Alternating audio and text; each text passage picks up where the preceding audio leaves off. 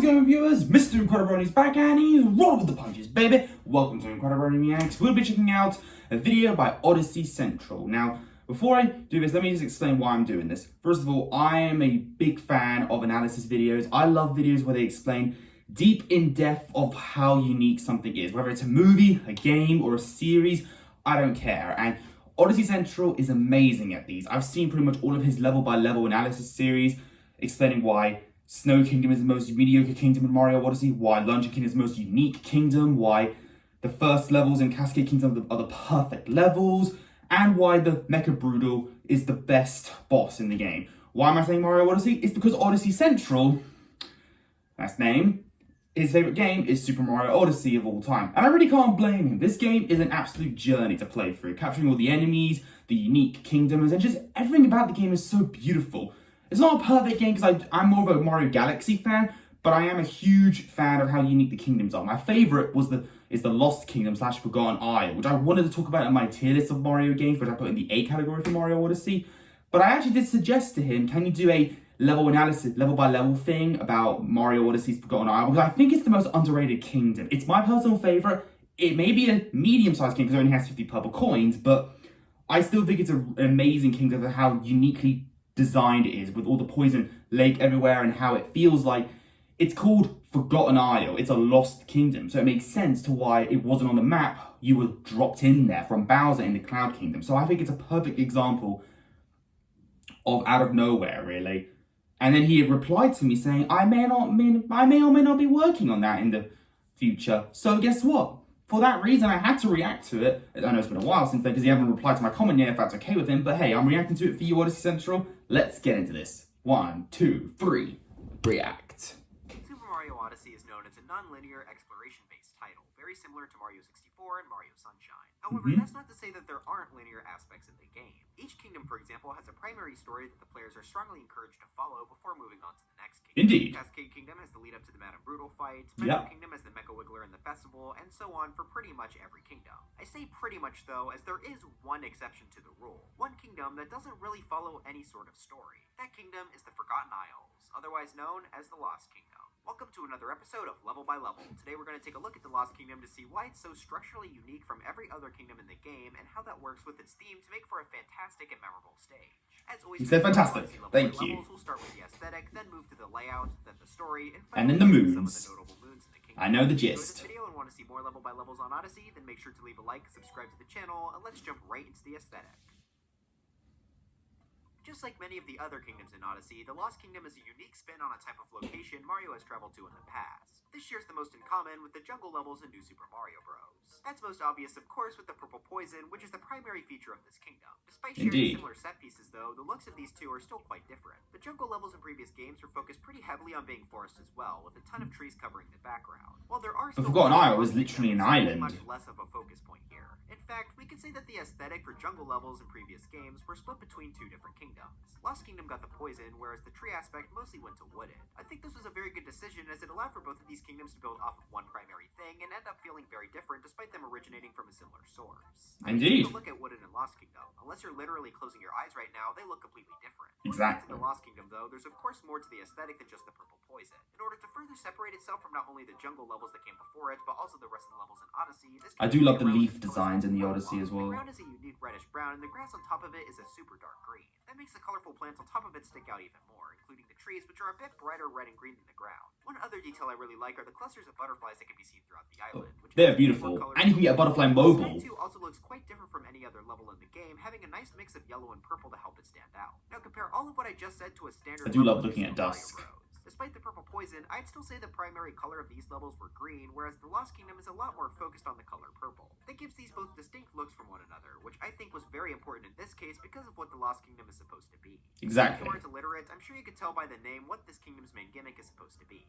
Lost and forgotten. The unique color scheme is crucial in getting that, as you wouldn't want this place to feel familiar at all, or else it wouldn't feel lost. Why wasn't it on the map originally? Other kingdoms in the Odyssey itself. Now, obviously, every kingdom is already different from one another. I'm not about to argue that the city and the food world feel the same. The Lost Kingdom, though, feels quite dark compared to some of the other kingdoms in the game, with Ruin really being the only exception. That's not to say it doesn't have anything in common with the other kingdoms in the game, though, as it does share something pretty important with the rest of them. Banger music. There are only 2 songs plus an 8-bit remix for one of them here, but what we did get was pretty good. Forgotten Isle 1 plays when we first Yeah, arrive it's here, very, but it's like tends to spoopy in a story way. at this time. Forgotten Isle 2 will be the main track played for the rest of the time, though, and it's comparatively much more relaxed. I like them both quite a bit. I think I prefer the second one, but both do serve their purposes quite well. With that said, It feels like an adventure, you know? And it's perfect to wear the explorer's outfit in this area. See how it helps make this kingdom feel lost. I want to start this segment with a criticism I've seen for Odyssey. Basically, some people are a bit annoyed by the fact that some kingdoms feel completely unconnected from the background. Take New Donk City, for example. It's just sort of a floating chunk of land above a city backdrop. That can make it feel a bit It's out of weird, place, but I don't really take notice of that. Personally, I never really cared since I'm a fanboy who ignores any potential flaws, but I did want to point this out because this flaw is entirely non-existent from the Lost Kingdom. The whole point is that it's supposed to be an island separated from the rest of the world. That's exactly what is given to us in-game. Instead of being surrounded by the void, we are trapped by an ocean of poison, which is not only much more natural, but also fits its theme perfectly. We feel trapped on this island with no real idea of how to get off of it. While Lost is far from the only kingdom to not have this floating... It's almost like the village in the Season 5 premiere of My Little Pony. It's just in the middle of nowhere, there's just desert all around the background. The actual playable level itself, this is one of Odyssey's medium-sized kingdoms. If you've missed previous episodes, we can determine a kingdom size based on its purple coin. See? I've seen your videos, dude. 100, mediums have 50, and small ones have none. Personally, I think this is pretty perfect for the Lost Kingdom, giving it enough room to have a good amount of moons. Making it not too big also helps it out, as, to me, it feels like it's more hidden away. Whereas if it were the size of, say, Sand or Metro, I would have felt like there should have been a few more people here. Oh yeah, that's another thing. Almost every other kingdom has some sort of main resident to give it some personality. But not Lost Kingdom. Sand has the Toastarinans and the and so on. Lost, however, is one of the very few without a main local population. Granted, it's not the only one. Cascade, Cloud, Ruin, and the Moon don't either, but they all make sense as well, as they're either really old, abandoned, or Cloud Kingdom. I'm sure the reason this... And there's nothing there that you would sell, really. But here, there's a lot. Feel a lot more lonely. Now let's move on to the layout of the kingdom itself to see how it works as an actual level. When you first arrive, you'll start out at the lowest portion of the level, which also just so happens to have the most trees out of any section. What I really like about this is how they completely block up your vision at the start, so you really have no idea what you're getting yourself into. The trees themselves are also very unique mechanic-wise from any other in the game. You can climb up them just like most other trees, but when you actually get to the leaves themselves, they are a bit different. Instead of just being able to go through them, Mario can actually stand on top of them, which lets you get a bunch of coins and do some other stuff we'll get to later. It is fun. The leaves are also solid on the side, which means you can bonk on them. How weird these trees are, it makes them much more memorable. It also makes the start feel a lot more dense with how far they spread from the tree. Once you walk past this opening shot, you're finally able to see some sort of path forward. Following along this path brings us out of the foresty segment of this kingdom and also gives us a few options as to where to go. If you decide to go left, you'll stick to the floor of the level, meaning you'll have to deal with a lot more poison to get to moons here. This is also a lot more platforming focused than the other path, giving this kingdom a solid amount of variety. Heading forward from the split, though, brings us up what I consider to be the main path. This gives us an introduction to a new mechanic, these ground pound platforms. Love the music in the background. Essentially, anything that has this symbol on it means Mario can ground pound it to raise the other side. This is a fun mechanic to mess around with. This is only used in this kingdom. That makes it unique. In a safe environment with no enemies. Speaking of, once we actually climb up these stairs, we get our first real enemies of the kingdom, the Trapedals. Now, for reasons that's not cool. I never knew that. Mario doesn't have Cappy the first time he sees them, so for now they're... You couldn't even capture those things. They just bomb you. Another ground pound platform, though this one is much bigger than before, showing how they'll be able to come in different sizes. Upon reaching the next layer up, we have a tropical wigglers. Across some poison, and we also get introduced to the main enemy of the kingdom. So adorable. This is also the spot where we get Cappy back in the story, which is smart, as that makes the player want to use him right away on these new enemies, showing that they can indeed be captured. I think now it's as good. If the tropical wigglers were on the Smash or Pass tier list I did of Mario characters, it would have been a Smash without a doubt. The gimmick is that they're able to stretch forward, which is helpful for crossing this kingdom's many gaps. The first one players are likely to capture is this one right here, which they can use to go across the propeller platforms. This not only acts as a safe introduction since there's no enemies, but it also challenges the player a bit by making them have to time when their stretches are used based on the platform spin. And it goes like zzz, xylophone. You get what I mean. What I also like about Wait, no, not xylophone. What's that thing called that goes like this? You can take a small detour to get a moon with this new capture. The Tropical Wiggler isn't required to get this moon, but it can be kind of helpful. Sadly, though, our time with the Tropical Wiggler is short-lived as they aren't able to move up vertically, so Mario has to face this Trapedal on his own. Remember, this is the first time Mario will have Cappy when facing one, so out of instinct, he'll throw Cappy at them and... Okay, so it didn't capture it, nor did it defeat it, so the player is now very likely to panic. Eventually, though, the Trapedal will fly forward and either hit the player, fly into the distance... Yeah, that scared me the first time. It'll hit these blocks. Since they block your path, Mario will need them to be destroyed to move on. Hey, that's cheating. So normally Mario will need the blocks to be destroyed before moving. Speedrunners be like... As it lets him see what the Trapedals can actually do for him. Also, yeah, despite me calling it cheating, I do really like that you can go around it if you've already played the game before. As most of you know, I really like speedrunning, so having speed stress Oh, into the what did I just say? Speedrunning. From there, we can continue to climb up the mountain by facing another Torpedo and also getting an introduction to wall jumps. Yeah, the player is likely to already know about them since this is around the middle of the game, but just in case they don't, this serves as an important introduction as they're vital to the kingdom's final challenge in terms of its layout. Once wall jumping up the tutorial, we Also, this ground pound moment here reminds me of the moment in Beach Bowl Galaxy. We have to ground pound a bunch of wood to get to the star in the first level, Beach Bowl Galaxy. Maybe it's just me, I don't know. The player will be able to wall jump up to reach the summit of the mountain here. This acts as a good little test of the player's ground pounding and wall jumping skills. Obviously, though, it's not too hard, since it's just meant to give access to more of the kingdom rather than giving the player and coins. Upon reaching the summit, there's actually not that much here. Usually when a kingdom is building up to one location, it's because there's a big event there. Cascade has the Madame Brutal fight, Wooded has Spewart and Tortdrift at the end of its two main paths. Yep. Here it's just a hidden moon at the top of the tree and a shop. I honestly do really like the mix-up, though. Despite being the main path the kingdom builds up to, it doesn't really feel like it is, and I think Lost not having a big center point to go to makes a lot of sense. Your reward for getting up here is really just... Again, this place could be abandoned for all we know. Since Glidon is up there too, you can also now travel to any point you wish. From here, there's no real one point that stands out, so in a sense, despite making it up the mountain, you're once again sort of lost as to where to go. Maybe I'm looking too far into it, but that's just how I feel when looking down at the kingdom below me. The aesthetic and the layout, though, aren't the only things that create this kingdom's theme, as I also think the story is an important thing to cover, so let's go ahead and take a look at that. Yeah, I said that in the beginning, didn't I? Get to this kingdom Was that Falco? most other kingdoms in the game. After leaving either Wooded or Lake, depending on which you pick second, you are given the option to go to Metro Kingdom. During the flight, though, Mario and Cappy just so happen to run into their main target, Bowser. This causes them to have a detour over to the Cloud Kingdom, and after the worst kingdom in the game. Bowser looks to be defeated. But it appears he was just kidding, and proceeds to try and murder Mario and Cappy with his airship. This actually works and causes the pair along with the Odyssey to fall into the abyss below, thus concluding the game with... How does a My Little Pony episode show Clouds way better than a Mario game? Cloudsdale, awesome. Cloud Kingdom, boring. This introduction is perfect for the kingdom. Actually, being in this area at all was a complete accident, giving the feeling of ending up stranded on a deserted island. Had this been a See, that would scare me, and I loved it. Map, the whole idea of it being lost would have made no sense, so the unique introduction was pretty necessary for keeping the theme alive. Since you were never meant to end up here, though, this is one of the few kingdoms that Bowser didn't touch at all. The main conflicts everywhere else has to do with Bowser stealing something for his wedding and leaving the area in ruin. So if there's absolutely no Bowser interference here, what's the story? Well, in short, there's basically not one. When you enter into other kingdoms, there's a cutscene showing off the story moon, giving the player an idea of where to go. Lost doesn't have anything like that. You just start the kingdom by waking Mario up to see the... And you have to get 10 moons. Says that you need 10 moons to repair it, but with no story in sight, you're left to wander around aimlessly into the trees in front of you and search for something that can help you escape. Even Ruin King had a mission, which was defeat the dragon. For a kingdom, and it makes this so much more distinct. Every other kingdom has either a story or a place you have to go to in order to progress, but here you are truly left to wander around the area, which I think is perfect for... Basically, choose your own path, Henry Stickmin style, without unique fails. Upon leaving the foresty area, he catches the attention of Klepto sitting up on a cliff. Right away, Klepto snatches Cappy off of Mario's head and flies on up the path, meaning Mario 64 anyone? him in order to get Cappy back. I just want to say I love the inclusion of Klepto here. He was first seen in Mario 64, where he actually does the exact same thing he does here, where he steals Mario's cap. In Mario 64, if Mario doesn't have his cap, he'll take extra damage. For some reason. Yeah, I always found that peculiar. Klepto has made a grand total of 0 appearances.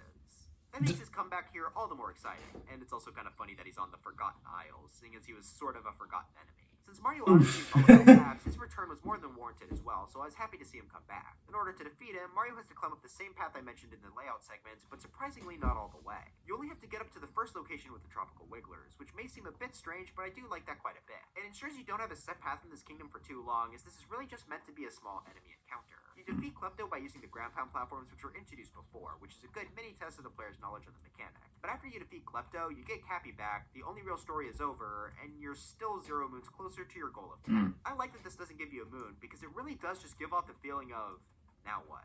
You're once again left with no real goal and to just wander around, which is exactly what I love about this kingdom. Before moving completely away from Klepto in the story, though, I do want to talk about this kingdom's major speedrun skip, which is one of my personal favorites in the game. Like I said, the encounter with Klepto doesn't give you a moon, so all it really does is slow Mario and Cappy down. That's obviously not what you wanted to speedrun, though, so very quickly, runners developed what's known as Klepto Skip. It's a very creative name. Basically, Klepto was only programmed to look at a small area in the kingdom to swoop down and steal Cappy. By using the solid trees on the mainland, Mario and Cappy can actually completely avoid this detection area by jumping toward the mountain. From there, they could jump scare Klepto to... I never knew that. I'm not a speedrunner. Every time I replay the game, I always do this jump. It's a lot of fun to perform, and it feels great to be able to skip the portion without capping. Compared to some other speedrun skips, the jump here is pretty straightforward. In fact, there's also an easier method with some of the trees closer to Klepto's detection ring. Okay, I've done that one actually before, and I didn't realize I thought it was a glitch. Either way, the intention doesn't really matter, just as long as it's in the game. Like the one on the cage I did. But now that we've gone through the stuff that makes this kingdom's theming and layout so great, let's run through this kingdom's most notable moons. There are 35 total moons in this kingdom. Obviously, I won't go over everything, but there are a bunch I thought were worth mentioning. Lucky for me, the notable moons are easy to figure out since I already ranked them all in my Mario Odyssey moon ranking video. Yeah, that video is insane. This guy's a god. Each of them getting a bit more difficult as the player learns how to use them. The first is Wreck Rock Block, which is fittingly found in the first area the player is likely to meet the Trapedals. As I said though, they don't have Cappy when they first arrive, meaning the player will have to come back around after finding out that the Trapedals can indeed break blocks during the mountain climb. The player is able to see one of the rocks glowing, clearly pointing to something hiding within it. I do like how the moon is placed in the back row, meaning the player has to either use 2 Trapedals, or they could try to hit it at the perfect angle to only need to use 1. It's difficult to do, but it's obviously faster than using 2 separate ones, giving this moon its own little speed strat. This scored at 227th on the moon ranking, so fairly high. Right above it at 226th though is the Caged Gold, or an extra Trapedal moon. This steps up the difficulty by having the moon placed far away from any Trapedal as it's isolated on the top of a tree in the poison. It's also not in a block but instead a cage, meaning the player doesn't know for sure that they need a Trapedal at all. This is a lot more focused on experimentation, and if the player does decide to use the Trapedal, they're rewarded with the moon, which is a nice little step up in difficulty. The final Trapedal moon is Line It Up, Blow It Up. This also places the moon far away from any Trapedal, however now there's an obstacle between the Trapedal and the block, being one of the ground pound platforms. The player has to do a little puzzle solving to find out that they need to hit it in order to clear a path for the Trapedal across the gap. This moon managed to land once again right above the others at 225. I really like how all 3 of these work together to naturally expand on the Trapedal's gimmick, with each one adding something new to make it more interesting. The Trapedal isn't an enemy here though, as there are plenty of moons that use our main capture, the Tropical Wiggler. Our main one, Moon Shards in the Jungle, is found at the left of the stage. This is the player use the Tropical Wiggler to cross over a sea of poison and collect moon shards. My favorite is the one under the bridge. Well, forcing the player to move quickly with the capture. Some of the moon shards are also hidden in really good spots as well, like inside of this tree and around the back of this other one. What I really like about this moon is the fact that it can be done captureless as well. I've done it captureless as well. Tiny platforms as Mario, but it lets this moon have a nice extra challenge to it for players who have already beaten the game before. This managed to land at number 148 on my All Moons ranking, which is really good. In fact, only 3 Lost Kingdom moons were able to place higher than it for me, one of which being Get Some Rest, Captain Toad. This builds off the same area we were for the Moon Shards moon, however it's in a much more hidden spot. You have to wrap around to the very back of the area and then turn the camera to notice a small hole in the land that Mario can crawl into. Going inside reveals Captain Toad camping away underground. This is one of my favorite Captain Toad moons in the game just due to how well hidden it is. Add on that doing it captureless is also a lot of fun, and you have yourselves a fantastic moon. This was able to place all the way up at number 108. If you take a Tropical Wiggler across the propeller platforms, you'll gain access to another moon being Taking Notes, Stretch, and Shrink. This has you use the Wiggler's stretch to collect notes while the platforms spin below you. It's another fun one that uses the capture's mechanics in a unique way, and obviously it's great doing it captureless as well. One moon you can't do captureless is I Met a Tropical Wiggler, which requires you to bring a Tropical Wiggler over to a monitor. Since it's in a really weird spot though, you have to use the ground pound platforms to lift up the enemy to the right level, which is a cute little puzzle. There is another moon that uses the Tropical Wiggler on the surface of the kingdom, however it's quite far away from any of the other ones. It's found behind the starting area of the key one. The player can see a key floating in the poison. Obviously Mario can't swim there to get it, so he has to bring a Tropical Wiggler all the way over here to stretch and collect the key. A pretty solid puzzle, albeit slow, however this does have a speed strat that is super fun to pull off. Mario can throw Cappy on the mainland, jump off to collect the key, and just before he dies to the poison, he can make Cappy home in on the binoculars. Oh my gosh. Correctly is very difficult, but it's one of my favorite speed strats in the game just due to how unique it is. The other Tropical Wiggler moons are found in this sub-area. Oh, I love this sub-area. Challenge by forcing them to hit P-switches to reveal platforms under pillars of poison. They then have to quickly stretch between them to make it to the end of the course. This was intense the first time playing this. Tropical Wiggler's ability to break bricks. Since there are so many bricks here, it feels super satisfying to break them all down. After doing that, you have to light a few torches with the Piranha Plant, which just adds another small challenge for the Tropical Wiggler. Overall, I think they did a great job with the moons for this capture. There's a lot of variety here, which makes them all pretty memorable moons in their own way. Alright, let's rapid fire through the rest of the notable moons here, because like I said, there was quite a lot. This kingdom's second sub-area has Mario face Klepto once again, this time for a moon. Klepto will be flying over to be the lava bubble, which is a though, great capture. Space, making this a lot more difficult. Though you can't just cheat this by using 2-player mode. The ground pound platforms were also used for some pretty solid moons. Spin pounding on them is super satisfying too. My favorite though is definitely inside the rising pillar, as you have to spin the camera around to the back in order to notice it. I did not notice that the first time. From under the bridge, which is just a lot of fun to That's my favorite one, under the bridge. But But to end off the segment, we have the Lost Kingdom moons that landed highest in my All Moons ranking. Those T-pose? free running moons, which landed at numbers 48 and 47. This has the players race against the Koopas from the starting area all the way up to the top of the mountain. The reason I love this one so much is simply because you can integrate Kleptoskip here in order to get a super fast time. The long wall jumping segment at the end is a bit slower than I'd like, but otherwise this is a fantastic Koopa free running moon. But that covers everything I wanted to I also love the aviator's outfit outfit you get in the shop. Simply due to how well executed its Forgotten Isle theming is.